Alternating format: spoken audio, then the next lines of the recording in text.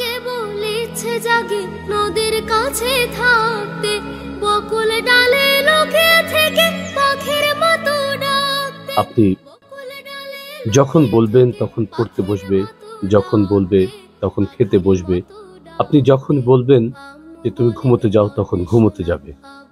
তো না, যদি এরকম হয় তাহলে কি ঠিক হচ্ছে?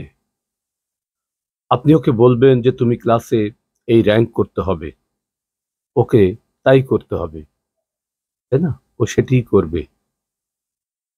তাহলে আসলে কি সবকিছুই কি ঠিক দিকে যাচ্ছে?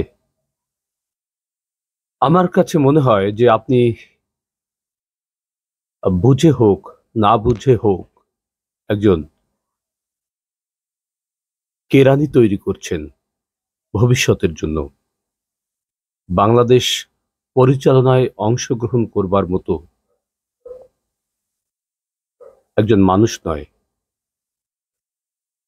ও বাংলাদেশের সামান্য একজন কর্মচারী হয়ে থাকবে অথবা কারো আজ্ঞাবহ হয়ে থাকবে, এরকম একজন মানুষ আপনি তৈরি করছেন, তাই নয় কি?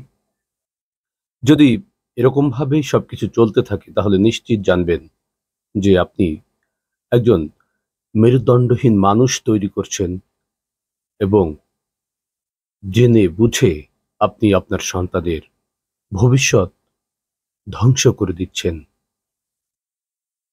অনেকে হয়তো রাগ হতে পারেন আমার কথায়, তাই না? অনেক অভিভাবকের সেটি হবারই কথা, কিন্তু কথাগুলো একটু ধৈর্য ধরে শুনবেন। আমরা কি আসলেই সঠিক দিকে যাচ্ছি কি না আমাদের সন্তানদেরকে নিয়ে?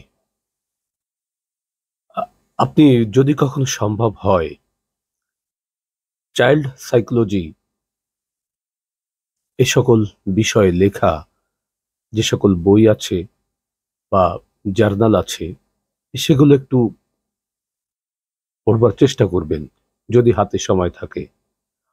কারণ এই সময়ে আসলে আমাদের হাতে উম, সময়টা খুবই কম। আমরা অতিরিক্ত আসক্ত এখন মোবাইল ফোনে।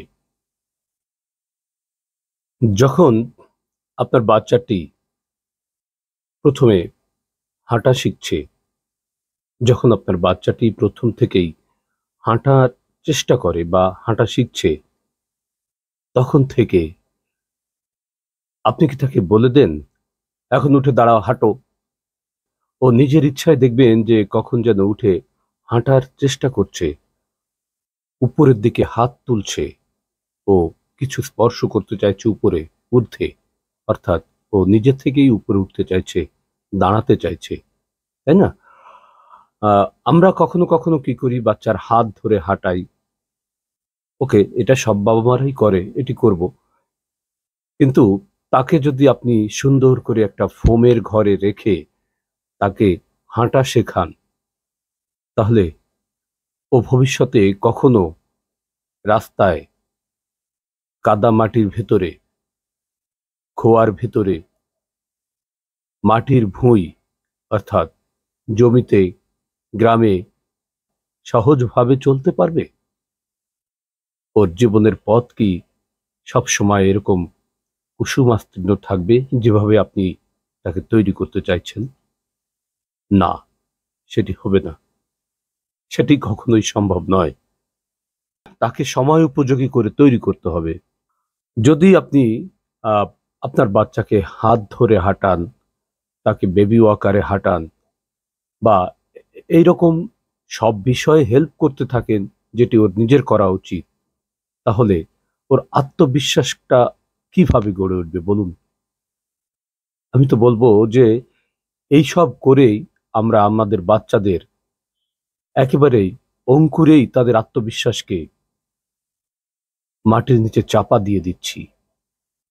এই যে যে প্রোটেক্ট করার অভ্যাসটা আমরা করছি, অর্থাৎ বাচ্চাদেরকে আমরা রক্ষা করছি, প্রোটেক্ট করছি, তাহলে ও কি করবে? ও নিজেকে প্রোটেক্ট করবে না কখনো?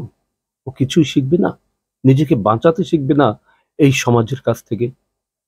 আমরা প্রোটেক্ট করব, কিন্তু সেটি কোথায়, কতটুকু, কিভাবে করা উচিত সেটি আমাদের অবশ্যই বুঝতে হবে।